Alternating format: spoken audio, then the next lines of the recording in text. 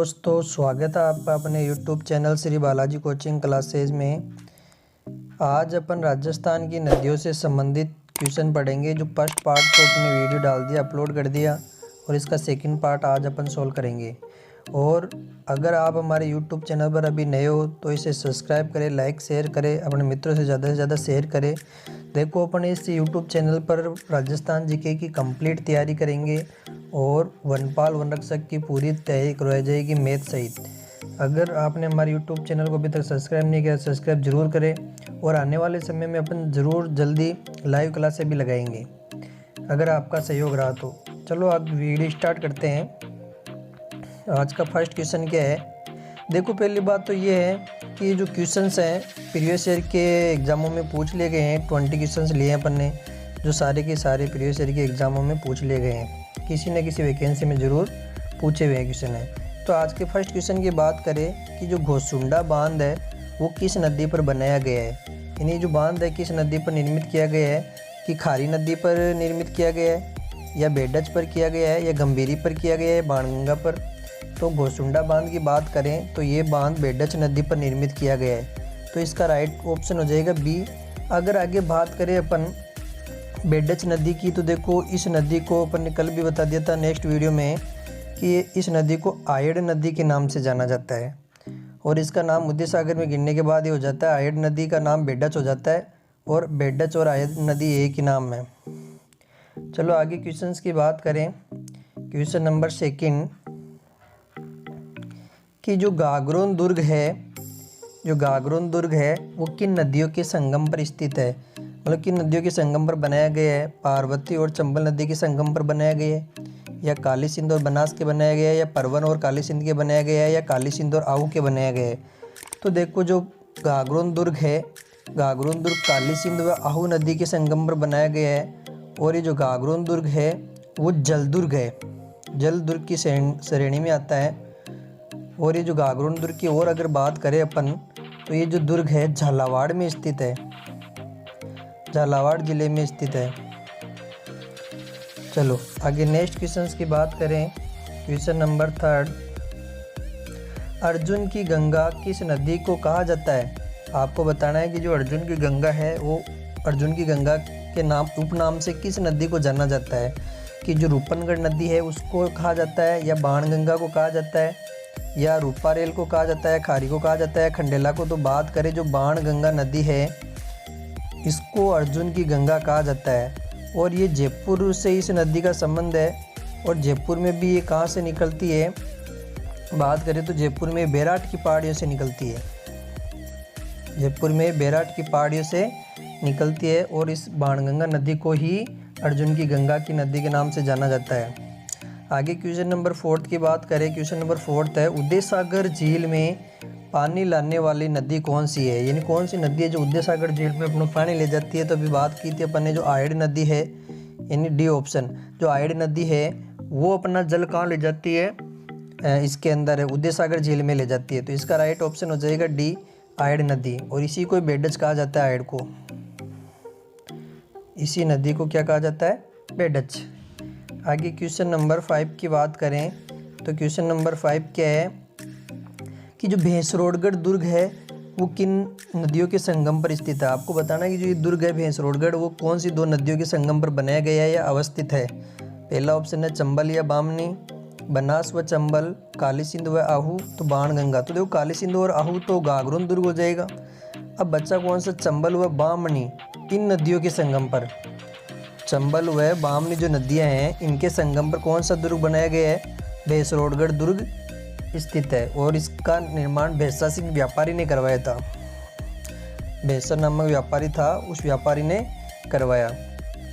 चलो आगे question number 6 की बात करें तो क्वेश्चन नंबर 6 है, निम्न में से कौन सी नदी दक्षिणी राजस्थान में नहीं बहती है? आपको बताने 4 नदियाँ दे रखी ऑप्शन में, इनमें से बताने जो 3 नदियाँ तो है जो दक्षिणी राजस्थान में प्रवाहित होती है, एक नदी है जो दक्षिणी राजस्थान में प्रवाहित नहीं होती है।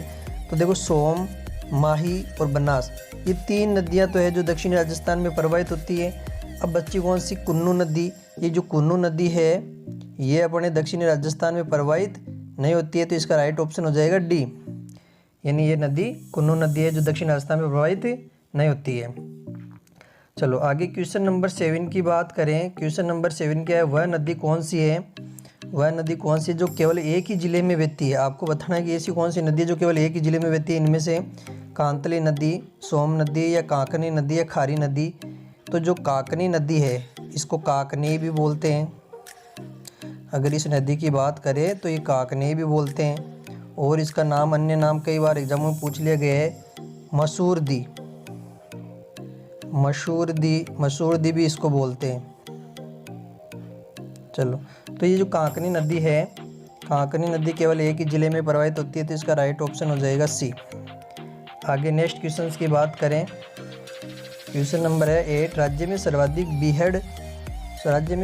बीएड और कंदरे किस नदी क्षेत्र में है। तो बताना है कि आपको कौन सी नदी है उसके क्षेत्र में सर्वाधिक बीएड और ये कंदरे हैं। तो बनास के हैं, पार्वती के हैं, कोटारी के, चंबल के हैं। तो जो चंबल नदी है उसके प्रवाहित क्षेत्र में सर्वाधिक बीएड भूमि मिलती है, तो इसका राइट ऑप्शन हो जाएगा डी। चलो आगे नेक्स्ट क्वेश्चन की बात करें। नेक्स्ट क्वेश्चन है कि निम्नलिखित में से कौन सी नदी अजमेर ज़िले में प्रवाहित होती है। आपको बताना है जो डाई नदी है, बांडी नदी है, लूणी नदी है या उपरोक्त सभी है।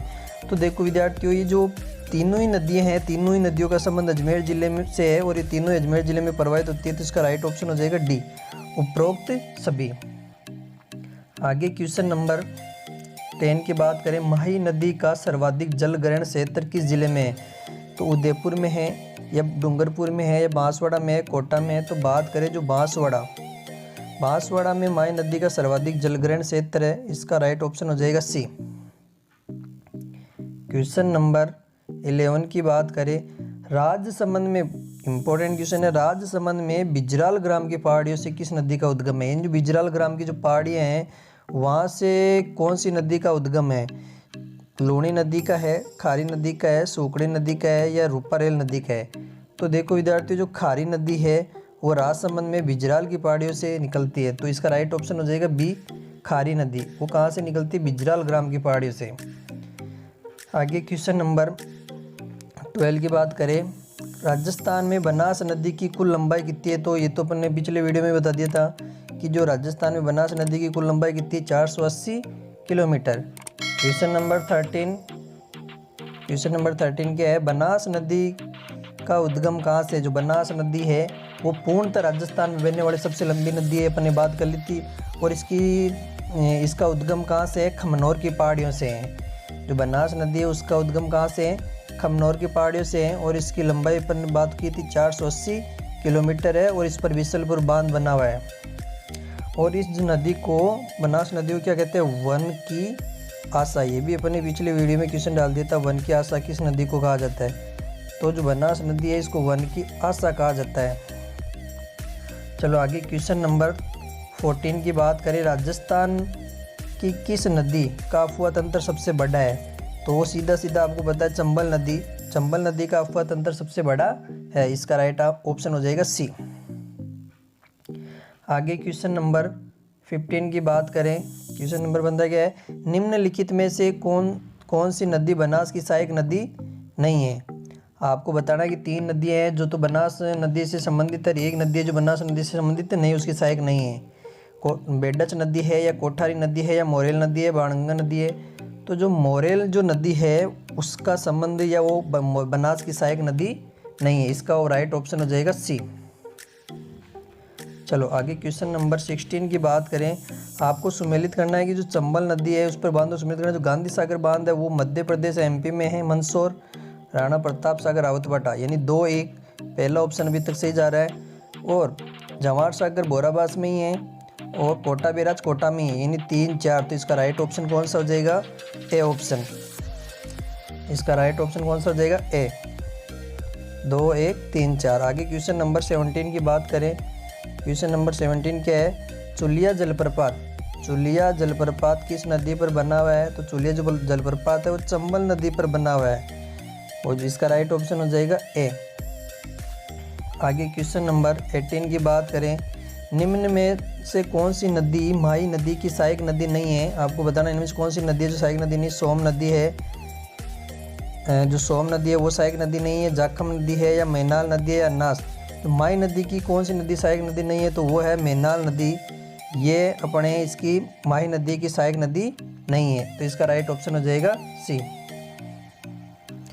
आगे क्वेश्चन नंबर 19 की बात करें, जोजड़ी व सूकड़ी नदी किसकी सहायक नदियां हैं? लूणी की है या मोरेल की है या चंबल की है या खारी नदी की? आपको बताना है कि जो दोनों नदियां हैं वो किस नदी की सहायक नदी है, कि जो लूणी नदी की सहायक नदियां हैं या मोरेल की है या चंबल की है, खारी की। तो जो लूणी नदी है उसकी ये सहायक नदियां हैं, जोजड़ी और सूकड़ी है वो लूणी नदी की सहायक नदियां, तो इसका राइट ऑप्शन हो जाएगा ए।